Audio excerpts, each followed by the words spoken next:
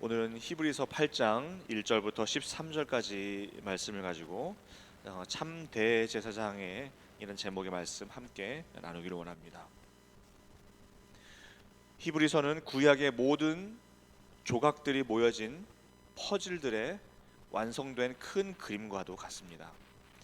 구약의 모든 제도, 인물, 사건 등은 각각의 퍼즐로 구성되어서 큰 그림을 이루는데, 각각의 퍼즐이 맞추어져서 이루는 큰 그림이 신약에서 보여지는데, 특히 히브리서는 구약의 대제사장과 성막이라는 퍼즐 조각이 모여서 큰 그림을 우리에게 보여주고 있습니다. 1절에 지금 우리가 하는 말의 요점은 이러한 대제사장이 우리에게 있다는 것이라고 말하고 있습니다. 지금 우리가 하는 말의 요점은 이라고 이야기하죠. 지금 우리가 하는 말의 요점은, 지금 무슨 말 계속 하고 있죠? 지금까지 무슨 말 했습니까? 오늘 본문 앞에 7장에서 구약의 대제사장에 대해서 계속 말하고 있었지요. 7장에서 보면 구약의 대제사장은 인간이기에 다 죽었다는 거예요. 다 죽었다고 말하고 있습니다. 5장에서는 더 재미있게 표현을 하고 있는데, 구약의 대제사장마다 사람 가운데서 택한 자이므로 그가 무식하고 미혹한 자를 능히 용납할 수 있는 것은 자기도 연약에 휩싸여 있습니다. 더 재미있게 표현하죠. 구약의 대제사장들은 무식하다, 그리고 자기도 연약하다, 이렇게까지 표현을 하고 있어요. 그런데 어제 본문에서 예수 그리스도는 더 좋은 언약의 보증이 되셔서 거룩하고 악이 없고 더러움이 없고 하늘보다 높이 계시다라고 말씀을 하고 있습니다. 큰 그림을, 이제 완성된 그림을 보여주고 있는 거예요. 예수 그리스도는 모든 율법의 언약을 완성하시고 더 좋은 언약의 보증이 되시는 참 대제사장이 되셨는데, 지금 1절에서 지금 우리가 하는 말의 요점은 이러한 대제사장이 뭐래요? 누구에게 있어요? 우리에게 있다는 것이라. 자, 큰 그림 보셨나요? 완성된 그림 보셨나요? 구약의 조각조각 난 대제사장, 그리고 성막의 그 완성된 조각이 지금 무엇입니까? 예수 그리스도로 보여지고 있죠. 결국에 그 조각난 퍼즐이 보여주는 완성된 큰 그림은 예수 그리스도입니다. 예수 그리스도. 그런데 그 예수 그리스도가 우리에게 있다는 거예요. 저는 이 우리에게 있다라는 이 1절 말씀이 얼마나 참 따뜻하게 다가왔는지 몰라요. 구약의 대제사장은 백성들과 멀었을 거예요. 친밀하거나 가까이 있지 못했을 겁니다. 그러나 새 언약의 보증이 되신 그 예수 그리스도는 우리 곁에 있는 거예요. 구약의 대제사장은 멀리 있지만 새로운 언약의 보증 되신 예수 그리스도는 우리의 곁에 있다. 우리 곁에. 이 예수 그리스도가 어떻게 우리 곁에 있냐 하면, 그 7장 바로 우리 어제 본문 앞장 25절에 보면 이렇게 말씀합니다. 그러므로 자기를 힘입어 하나님께 나아가는 자들을 온전히 구원하실 수 있으니 이는 그가 항상 살아계셔서 그들을 위하여 간구하심이라. 아멘.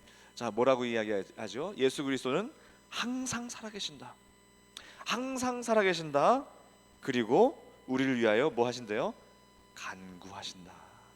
우리 예수 그리스도는 항상 살아계셔서 우리를 위하여 간구하신다는 거예요. 구약의 대제사장들은 다 죽었습니다. 그러나 예수 그리스도는 항상 살아계십니다. 구약의 대제사장은 그도 죄인이기에 자기를 위해서 제물을 또 드렸어야 했어요. 그러나 예수 그리스도는 죄가 없습니다. 오직 우리를 위한 간구만 하시는 분이 예수 그리스도예요. 그 예수 그리스도께서 항상 살아계셔서 우리를 위해서 간구하신다는 거예요. 그래서 우리가 하는 말의 요점은 이것이니 그 대제사장이 우리에게 있다는 것이라. 이것이 얼마나 큰 위로가 됩니까? 얼마나 큰 은혜가 돼요. 여러분 좀 가슴 따뜻하지 않으세요? 이 예수 그리스도가 우리에게 있다. 우리에게 있다. 세상 다른 신들은 저 멀리 있어서 내가 그냥 그 신에게 가까이 가기 위해 내가 얼마나 노력해야 되고 내 공로를 쌓아야 되고, 그럼에도 불구하고 또 도달하지 못하는 그런 것이 세상 종교들이에요. 그러나 복음은 뭐예요? 난 죄인이에요. 예수님께서 나에게 오신 거예요. 나에게 오신 것, 이것이 복음이에요. 내가 가는 것이 아니에요. 나에게 오신 거예요. 우리는 갈 수가 없어요. 우린 죄인이기에 내 본능은 예수님께로 갈 수가 없는 것이 우리 본능이에요. 그러니까 어떻게 했습니까? 하나님께서 지붕을 뚫고 이 땅으로 내려오신 거 아니에요? 그것이 복음이에요. 그것이 복음. 그 예수 그리스도께서 우리에게 있다. 얼마나 은혜가 됩니까? 그런데 그냥 있는 것도 아니고 항상 살아계시죠. 우리를 위하여 간구하시죠. 그분이 우리에게 항상 있다는 거예요. 예수 그리스도께 가까이 갈 수 있는 이유가 하나 더 있습니다. 그 7장 19절 후반부에 보면 더 좋은 소망이 생기니 우리가 하나님께 가까이 가느니라. 여기는 우리에게 더 좋은 소망이 있대요. 우리에게 더 좋은 소망. 우리에게 더 좋은 소망 바로 뭐죠? 바로 예수 그리스도죠. 예수 그리스도. 그 예수 그리스도가 더 좋은 소망이 되셔서 우리는 이제 그분께 가까이 갈 수 있다라는 거예요. 그것이 이유예요. 예수님 전에는 대제사장만 하나님께 나아갈 수가 있었습니다. 그것도 1년에 한 번, 대속죄일 때 한 번만 나아갈 수 있었습니다. 그러나 예수 그리스도께서 십자가에 못 박혀 돌아가시는 그 순간, 그 성막에서 어떤 일이 일어났습니까?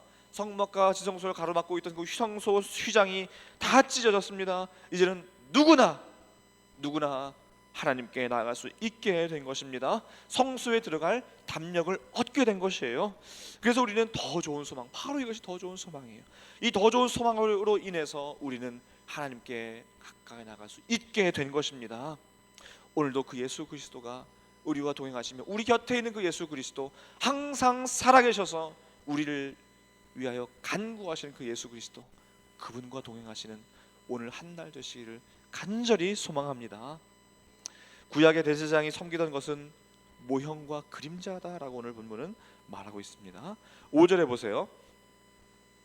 5절에 보시면 그들이 섬기는 것은 하늘에 있는 것의 모형과 그림자라. 모세가 장막을 지으려 할 때에 지시하심을 얻음과 같으니 이르시되 삼가 모든 것을 산에서 내게 보이던 본을 따라 지으라 하셨느니라. 그러나 또 나오죠. 그는 더 아름다운 직분을 얻으셨으니 그는 더 좋은 약속으로 세우신 더 좋은 언약의 중보자시라. 아멘. 모세가 섬기던 그 성막은 하늘에 있는 것의 모형과 그림자래요. 구약의 성막이 솔로몬 성전으로, 그리고 솔로몬 성전이 오늘날의 교회가 되었습니다. 그렇다면 오늘의 교회도 바로 하늘에 있는 것의 모형이 되어야 되지 않겠습니까? 모세가 섬겼던 그 구약의 대제사장이 섬겼던 그 성막이 하늘에 있는 것의 모형과 그림자라고 했다면 오늘날 이 교회도 바로 하늘에 있는 그 하나님 나라, 그곳의 모형이 되어야 돼요. 그도 그럴 것이 교회에서 하는 것이 무엇입니까?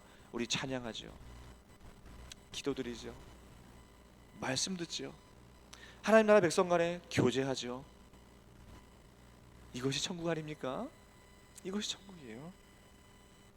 바로 우리들의 이 교회에서의 우리들의 이 모습이 천국의 그 모델하우스와 같이 천국의 모형이 되어야 해요. 교회에 들어오기만 해도 천국 같고, 참 이 땅에서 힘들고 어렵고 참 근심과 환난 속에 일주일간 살았지만 하나님의 교회를 찾을 때마다 천국에 온 것 같이 즐겁고 행복해야 되지 않겠어요?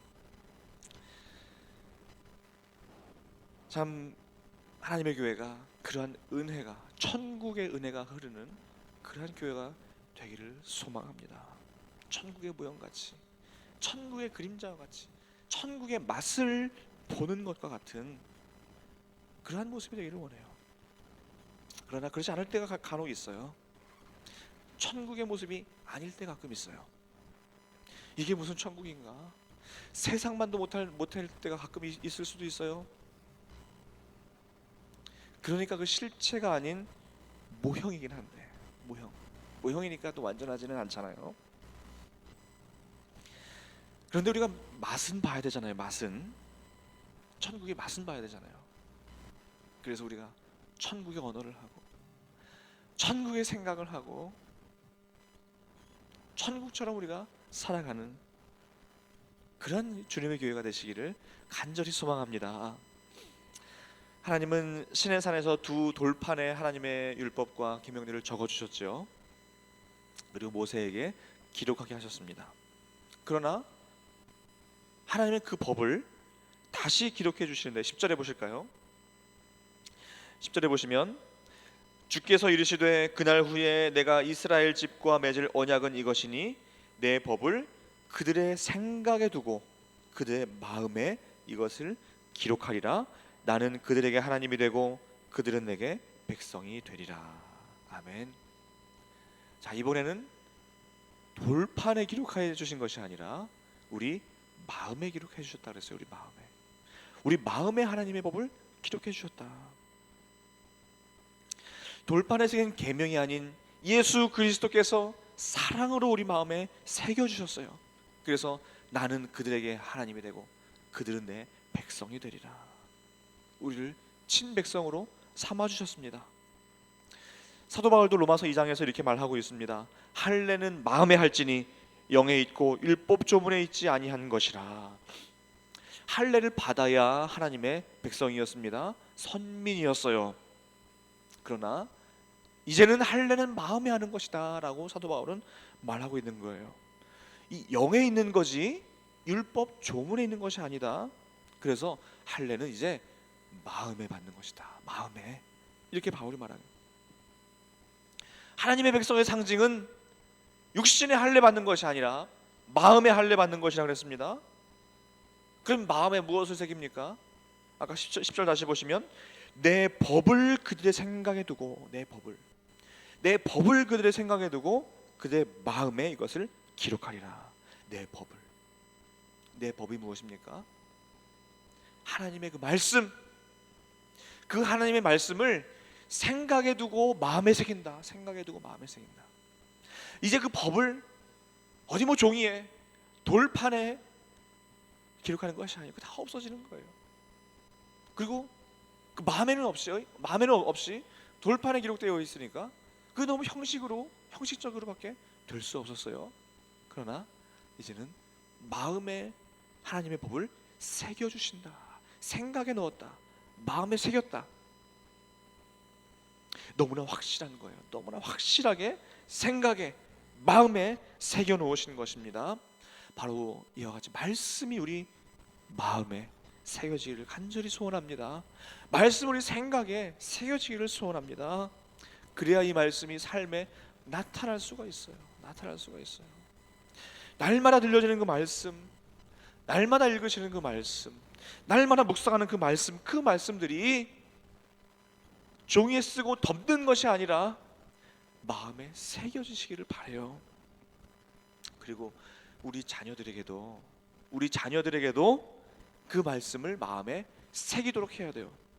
우리 자녀를 세상에 나가면 무슨 기준으로 살아갑니까? 다 자기 기준으로 살아가고 세상이 원하는 기준에 맞춰서 살아가는 것이 오늘날 우리 이 세대예요. 우리 자녀들 말씀에 마음 없이 이 세상에 나가면 어떻게 됩니까? 이리 휩쓸리고 저리 휩쓸리고 여기 넘어지고 저기 넘어지고 세상에 다 동화되고 교회 떠나버리고 말아요. 하나님 떠나버리고 말아요. 그런데 그 말씀, 그 마음에 말씀을 새겨 넣어줘야 돼요. 그래서 어디 가든지 그 말씀의 기준에 따라서 결정해라, 생각해라, 행동하고 말해라. 이렇게 우리 자녀들을 말씀을 가슴팍에 새겨주는 거예요. 그것이 바로 우리 주일학교 교육이고 가정제자 훈련이고 가스배 프로젝트이고 우리 가정에서 영적인 그 대화입니다. 말씀이 가슴에 새겨질 때에 오늘 말씀처럼 나는 그들에게 하나님이 되고 그들은 내 백성이 되리라. 아버지와 아들 관계가 된다는 거예요. 그때 우리는 하나님의 백성이 된다는 겁니다. 구약의 대제사장이 드렸던 그 제사는 유한했고 또 반복해서 드렸어야 돼요. 또 그도 죽었습니다. 그러나 예수 그리스도는 영원히 살아계시고 단번에 제사를 드리셨고 그 자신이 제물 되어 주셔서 예수 그리스도는 대제사장이시요 동시에 제물 되신 우리의 놀라운 구세주 참 대제사장. 구약의 제사는 동물의 피가 필요했지만 예수님의 제사는 자기 피로 속죄의 제사를 드려 주셨습니다. 그 예수 그리스도께서 항상 살아계시고 우리를 위하여 간구하시고 새 언약의 보증이 되시고 성전 휘장을 다 찢어주셔서 이제는 우리가 누구나 그 예수님 손 붙잡고 하나님 앞으로 가까이 갈 수 있는 담력을 허락해 주신 그 예수 그리스도, 오늘도 그 주님과 함께 동행하는 하루, 넌 일평생 넌 말씀을 가슴에 새기는 우리 삶이 되시기를 간절히 소원합니다.